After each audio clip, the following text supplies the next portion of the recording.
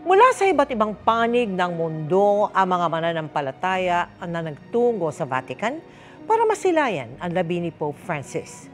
Kabilang sa kanila ay ilan sa ating mga kababayan. Maki-update tayo sa sitwasyon sa Vatican City. Naroon live si GMA News stringer Andy Peñafuerte. Andy, kanina nasaksihan nyo yung paglilipat. Yes, Andy. Tama ka dyan, Mel. Para sa libo-libong nagmamahal kay Pope Francis, isang pambihirang pagkakataon na makapasok sa loob ng St. Peter's Square, pati na rin sa St. Peter's Basilica para sa unang araw ng kanyang burol. Mga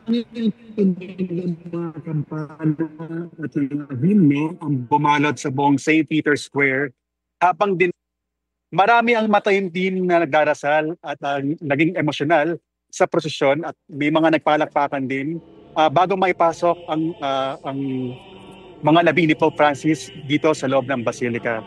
Ngayon, pasado alas 12:48 na ng tanghali dito sa Vatican at tirik na tirik ang araw, pero tinitiis niya ng mga narito para masilayan ng Santo Papa sa pinakahuling pagkakataon.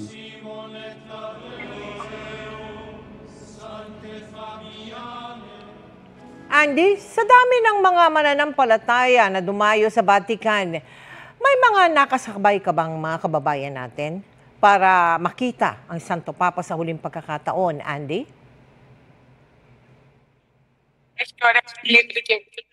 Mel, sa pag-iikot natin mula pa kahapon dito sa Vatican, yung mga Pilipino na mismo ang tumatawag sa atin na kababayan, nakilala natin ang 10 mga Pilipino na nagtatrabaho sa iba't ibang mga tindahan ng souvenir sa paligid ng St. Peter's Square.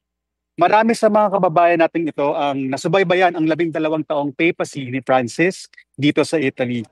Huling araw nilang nasilayan ang Santo Papa noong Easter Sunday Mass.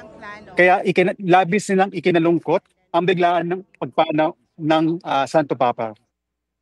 Bukod sa mga Pinoy, may mga nakausap din tayong mga madre mula sa Franciscan Sisters of the Lord na nag-aaral ng Franciscan Spirituality dito sa Roma. Ito naman ang kanilang mga ibinahagi. We just feel sad because we cannot imagine that our Pope has left us, because for us he was not only a Pope but he was a father to us. What is the biggest lesson or life lesson that you learned from Pope Francis? For me is to live with the Pope. Once the Pope died, I was emotionally affected. Then he reminded all the Timorese to remain faithful to the faith. He also tell us that keep on smiling.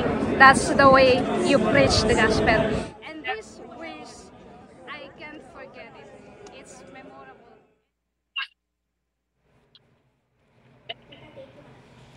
Maraming salamat sa iyo, GMA News stringer sa Vatican, Andy Peñafuerte.